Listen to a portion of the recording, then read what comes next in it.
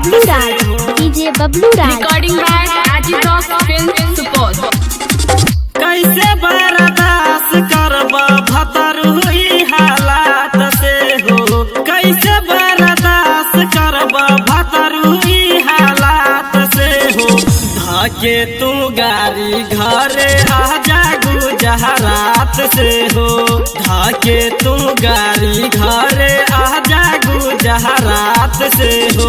कैसे बर्दाश्त करबा भतर हुई हालात से हो, कैसे बर्दाश्त करबा भतर हुई हालात से हो। धाके तू गाड़ी घरे आजा गुजरात से हो, धाके तू गाड़ी घरे आजा गुजरात से हो,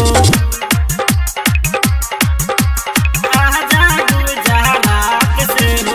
डीजे बबलू राज, डीजे बबलू राज। धाके तू गाड़ी घरे काहे ना समझला सैया दिल के महजबूरी। गहबना करा के हमसे चाल गईला दूरी, चाल गईला दूरी। काहे ना समझला सैया दिल के महजबूरी।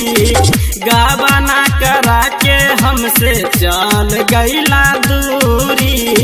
मन नहीं भरे केतनो फोन हवा के बात से हो, मन नहीं भरे केतनो फोन हवा के बात से हो। धाके तू गाड़ी घरे आजा गुजरात से हो, धाके तू गाड़ी घरे आजा गुजरात से हो, आजा गुजरात से हो। डीजे बबलू राज, डीजे बबलू राज। धाके तू गाड़ी घरे चढ़ल बा जवानी हमर हो खाता जियान हो। पूरा रखे विजय बिहारी हमरो पे ध्यान हो, हमरो पे ध्यान हो। चढ़ल बा जवानी हमर हो खाता जियान हो।